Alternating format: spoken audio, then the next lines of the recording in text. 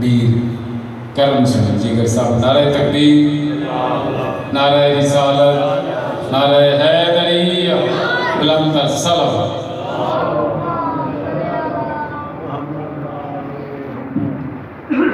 دعائے طلوع شمس اللہم صلی علی محمد وعلی محمد۔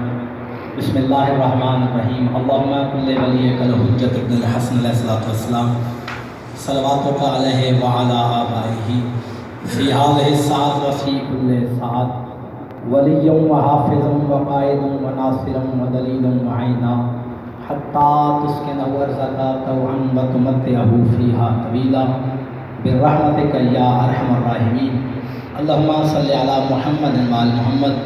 خداوند عالم سے ہماری التجا ہے کہ اے رب کائنات، اے خالق ارض و سماوات، اے واجب کی بلندیوں سے امکان کی پستیوں کا جائزہ لینے والے، رحم کر رحم، کرم کر کرم۔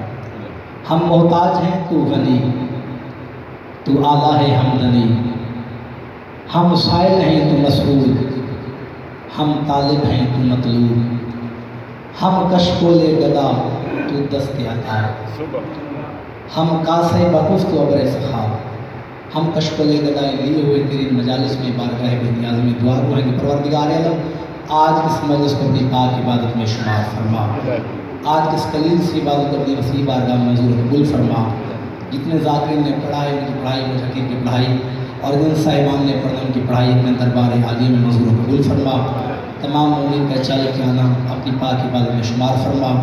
پانی ملز کی توفیقات خیر میں اضافہ فرما، ان کے رزق روزی میں وسعت و برکت پیدا فرما۔ پروردگار کو ہماری سب سے پہلی اور آخری دعا ہے کہ ہمارے حقیقی وارث امام زمان علیہ السلام کے ظہور میں تعجیل فرما۔ ہمیں اس قابل بنا کہ ہم اپنے آقا و مولا کی زیارت کا شرف حاصل کر سکیں۔ ہمیں اپنے آقا و مولا کا پکا سچا مخلص نوکر ہونے کی توفیق عطا فرما۔ بسم اللہ الرحمن الرحیم۔ یا محمود بحق یا محمد، یا اعلیٰ بحق یا علی، یا فاطر السماوات بحق یا فاطمۃ الزہرا، یا محسن بحق حسن علیہ السلام، یا قدیم الاحسان بحق حسین علیہ السلام، برحمتک یا ارحم الراحمین۔ اللہم صلی علی محمد وعلی محمد۔ جتنی جلدی آپ چاہتے ہیں کہ دعائیں قبول ہوں اتنی ہی بلند آواز سے صلوات اللہ فرمائیں۔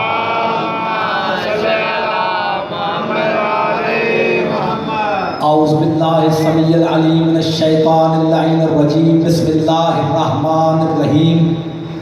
الحمدللہ الذی علا بحولہ ودنا بطولہ، مانح کل غنیمت و فضل و کاشف کل عظیمت و عزل، احمدہ علی عواطف کرمہ و ثوابہ نعمہ، و اؤمن بہ اولا بادیا و استہدیہ قریبا ہادیا، وَأَسْتَعِينُهُ قَادِرًا قَاهِرًا وَأَتَوَكَّلُ عَلَيْهِ كَافِيًا نَاصِرًا۔ الصلاة والسلام على الحسین وعلى رب الحسین وعلى جد الحسین وعلى اب الحسین وعلى ام الحسین وعلى اخی الحسین وعلى اولاد الحسین وعلى اصحاب الحسین وعلى شیعة الحسین وعلى محب الحسین۔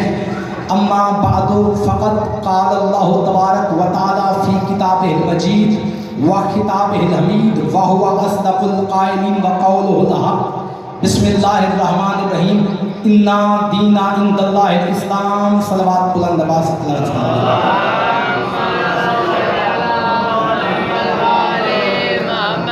نعرہ تکبیر، سارے حضرات مل کے نعرہ تکبیر، نعرہ رسالت، سارے مل کے نعرہ رسالت، نعرہ حیدری، سارے مل کے نعرہ حیدری، بابا سے بلند صلوات اللہ فرما دیجیے۔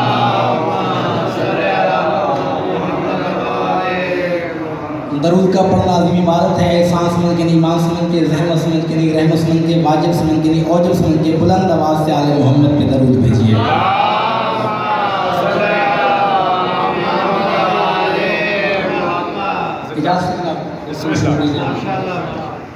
گزارش ہے کہ آپ کے اس مقدس مقام پہ حاضری کا پہلا چانس ہے، اور میں چونکہ آج پہلا موقع ہے تو اپنا تعارف ضرور سمجھتا ہوں۔ نام عامر عباس عسکری ہے اور غریب خانہ تحصیل و ضلع رحمت خان میں ہے، اور یہاں سے تقریباً 600 کلومیٹر کا سفر بنتا ہے رحمت خان کا۔ اب اتنی دور کا بندہ آپ کے سامنے آگے پڑھے اور آپ بے نیازی کریں، یہ بات ٹھیک ہے، کیونکہ میزبان وہی اچھا ہوتا ہے جس سے مہمان راضی ہوتے جائیں۔ بہت اچھا، بہت اچھا۔ اگر آپ میرے ساتھ بول پڑیں گے،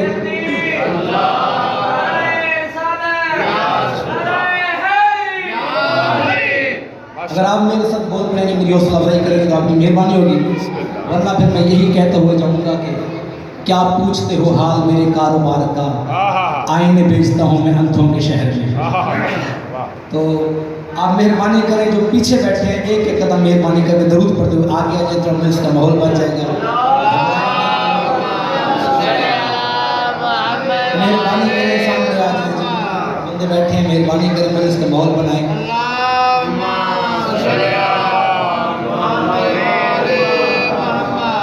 اجازت ہے جناب، شروع کیجیے۔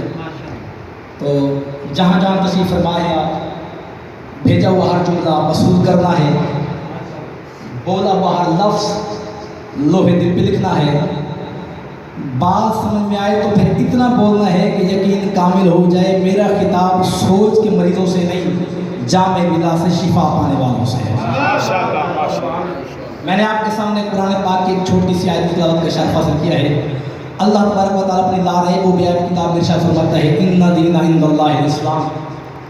اذان محترم لیکن جس دین کے ہم سب ماننے والے ہیں، جو دین ناسخ ادیان عالم ہے، جو دین فقط کامل نہیں بلکہ اکمل ہے، جس دین کا نام اللہ نے اسلام رکھا ہے، سبحان اللہ، جس کے آئین کا نام قرآن رکھا ہے، جسے مرتب کرنے والے کا نام رحمان ہے، جسے پہنچانے کے لیے محمد جیسا انسان ہے، سبحان اللہ، جس کی بات کے ماننے کا نام ایمان رکھا ہے، جس کی بات سے انکار کرنے کا نام بہتان رکھا ہے، ان سب کے نگران کا نام عمران رکھا ہے، اور پھر اسی کے مخالف کا نام شیطان ہے۔ اور پھر یہ دین اسلام دو چیزوں سے مل کر بنا ہے، ایک ہے اصول دین، دوسرا ہے فروع دین۔ اصل و فروع کے ملاپ سے دین اسلام کا جسم تشکیل پاتا ہے، اور آپ چاہتے ہیں کہ اس جسم میں روح بھی آ جائے تو روح اسلام اس محبت اور عاشقانہ کیفیت کا نام ہے جو لفظوں میں بیان ہو نہیں سکتی۔ لیکن اسلام کا نقطۂ مرکز اگر کوئی ذات ہے تو وہ ہے آمنہ کا لام، جس کے متعلق ارشاد رب العزت کی ہے کہ وما ارسلناک الا رحمۃ للعالمین۔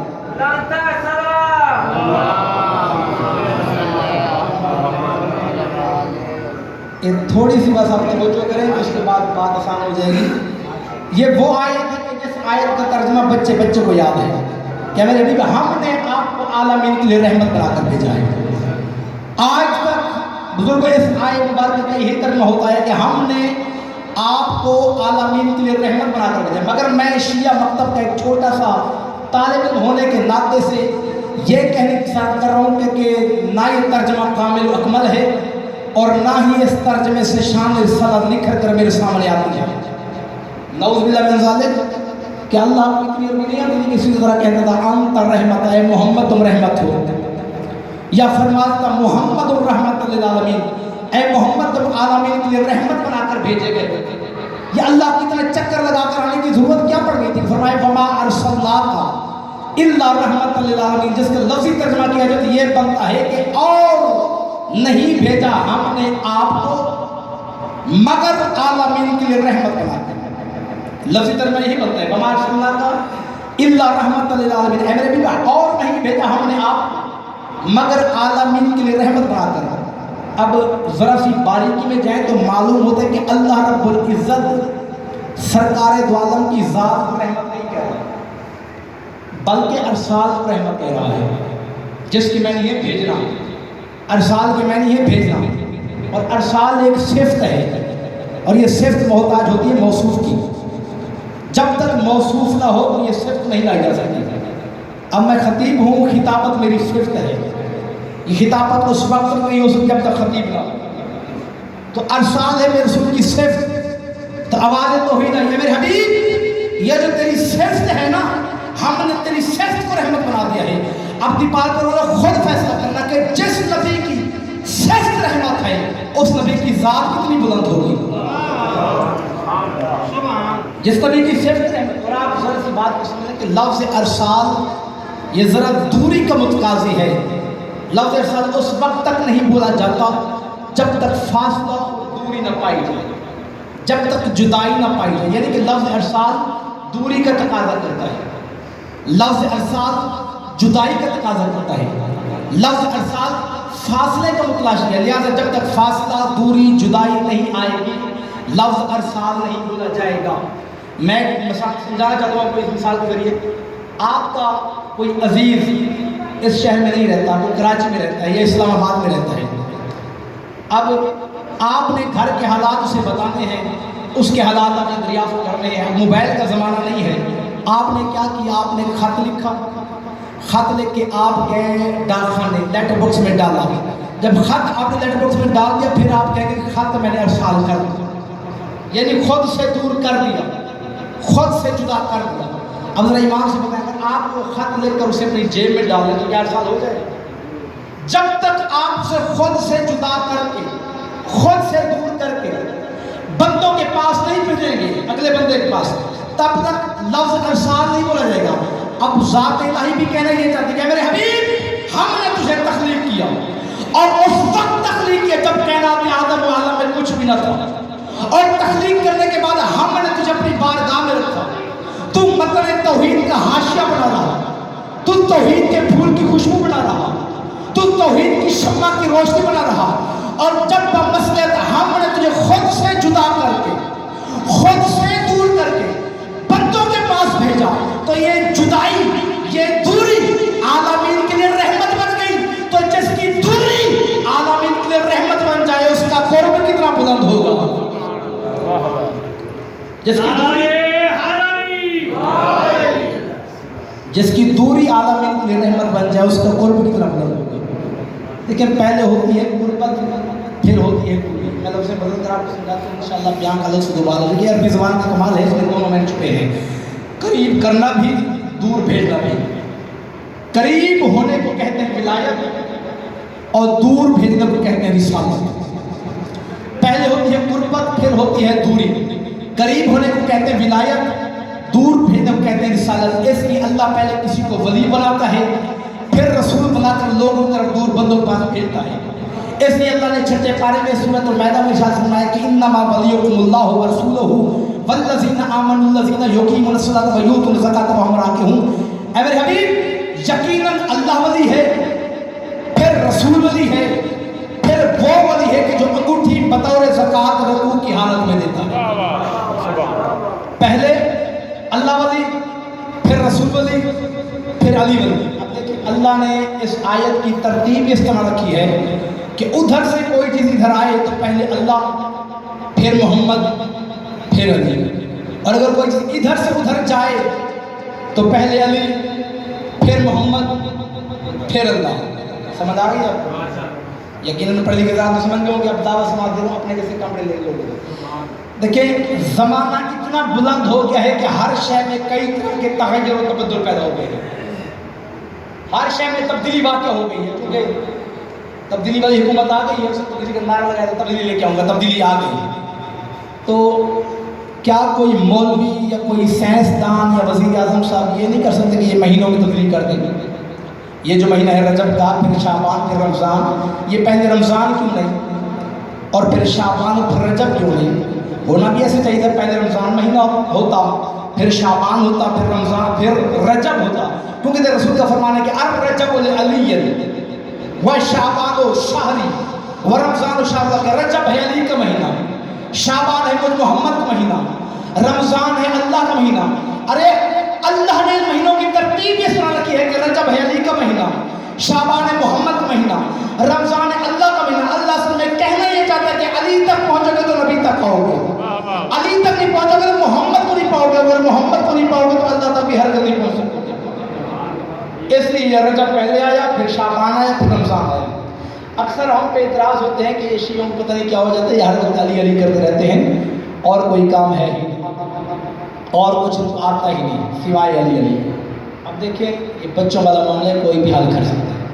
اور امام سے بتائیں آپ اس کا نکال سکتے ہیں؟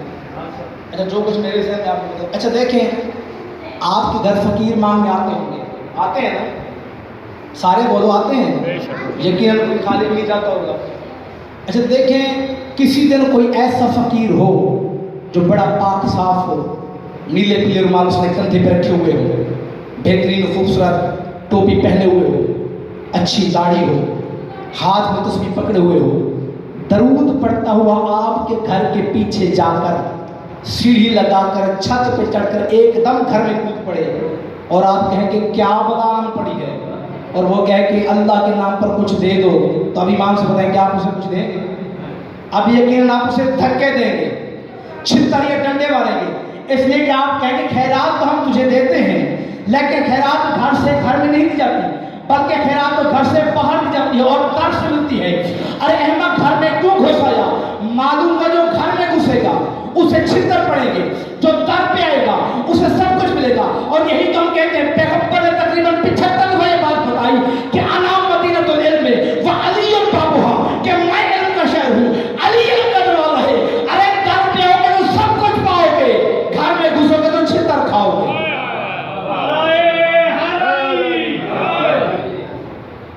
در پہ آؤ گے تو سب کچھ پاؤ گے. اور یہ اعتراض یہ بھی آج سے نہیں ہو رہا, یہ اعتراض صدیوں سے ہوتا آ رہا ہے.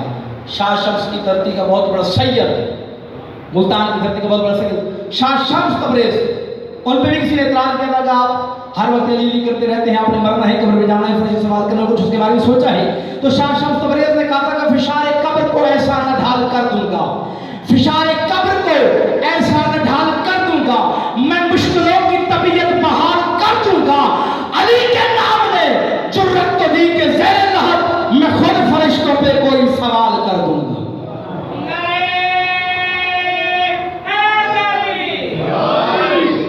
درود پڑھے سارے صاحبان مل کے.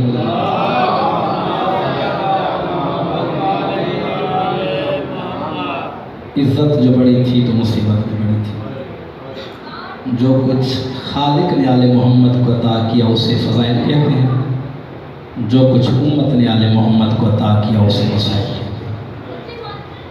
تاریخ کہہ رہی ہے محرم کے چاند میں, تاریخ کہہ رہی ہے محرم کے چاند میں سیدانیوں کے بخت اچانک الٹ گئے. اتنی غریب ہو گئی زہرا کی لاڈلی, بی بی کے ایک لباس میں کئی سال کٹ گئے. ہمارے اہل بیت شہید محسن کی فرمایا کرتے تھے کہ حسین کی دکھ بھری کہانی تمام دنیا سنا کرے گی, حسین کی دکھ بھری کہانی تمام دنیا سنا کرے گی, جو رو پڑے گا اسے جہاں میں علی کی بیٹی دعا کرے گی. عجیب ماں ہے جو 6 مہینے کا لال قربان کر رہی ہے, عجیب ماں ہے جو 6 مہینے کا لال قربان کر رہی ہے. کبھی جو اصغر کی یاد آئی رباب زندہ میں کیا کرے گی. شبیر باقر سے کہہ رہے تھے میری سکینہ کو ساتھ رکھنا, سفر کے ہر موڑ پر یہ بچی تمہیں دلا سے دیا کرے گی. نبی کے روضے پہ ایک ضعیفہ جناب زینب سے کہہ رہی تھی کہ بعد عباس ہر قدم پر میری رقیہ وفا کرے گی. حسین کی لاش پہ کفن سے یہ کہہ کے زینب جدا ہوئی, بھیا جو تیرے مقتل میں بچ گئے ہیں وہ کام میری ردا کرے گی. 28 جب حسین مدینہ سے چلے, شام کی ملکہ نے کہا بھائی حسین اجازت ہے میں ماں کی قبر پہ آخری سلام کر لوں؟ حسین نے کہا اجازت ہے. علی کی تمام بیٹیاں قبر پہ طول پہ آئیں, سب سے پہلے علی کی بڑی بیٹی آئی, قبر پہ ہاتھ رکھا اور کہا اماں تو مجھے کہتی تھی نا کہ میرے حسین کو تنہا نہیں کرنا, اماں تجھے کہا کرتی نا کہ حسین کا ساتھ نہیں چھوڑنا. اماں لے تیری قبر پہ ہاتھ رکھ کے وعدہ کرنے آئی ہوں, اماں ایسا ساتھ نبھاؤں گی نا تیرے بیٹے حسین کا, اماں شام غریباں کے بعد تیرے بیٹے حسین کی اولاد ہوگی, مجھے ماں کہنے والا کوئی نہیں رہے گا. ازدارو یہ بھی پیچھے تھی, ایک اور بھی بیان کرتی, قبر پہ ہاتھ رکھا اور کہا اماں دعا مانگ کسی شریف ماں کی بیٹی بے اولاد نہ ہو. اماں زینب کی اولاد تھی, اس نے بیٹوں کا ناز کیا, میرے پاس اولاد نہیں, میرے پاس ایک چادر ہے, اماں تیری قبر پہ ہاتھ رکھ کے وعدہ کرنے آئی ہوں زینب سے پہلے چادر نہ دوں, یوم محشر مجھے منہ نہ لگانا. ازدارو یہ بھی پیچھے تھی, ایک اور بھی بیانی پڑی, یہ دو بیویاں سر پہ نبائی تھی, اب جو بیوی یہ پیروں میں نبائی ہے, اور ان دو بیویوں نے قبر پہ ہاتھ رکھا تھا, اس بیوی نے آ کے قبر پہ ہاتھ نہیں رکھا, اس بیوی نے آ کے قبر پہ سر رکھا, اور یہ نہیں کہا اماں, کہا زینب کی اماں, کلثوم کی اماں, حسن کی اماں, حسین کی اماں، اماں یہ تیری اپنی بیٹیاں تھیں، اماں میں تیری کنیز کی بیٹی ہوں، اماں یہ تیرے بیٹوں کی بہنیں تھیں، اماں میں تیرے نوکر عباس کی بہن ہوں، اماں میں تیری قبر پہ ہاتھ رکھ کے وعدہ کرنے آئی ہوں، اماں زینب بیٹے دے گی مگر کربلا میں، اماں کلثوم چادر دے گی مگر کربلا میں، اماں میں کربلا سے پہلے اجڑ جاؤں گی،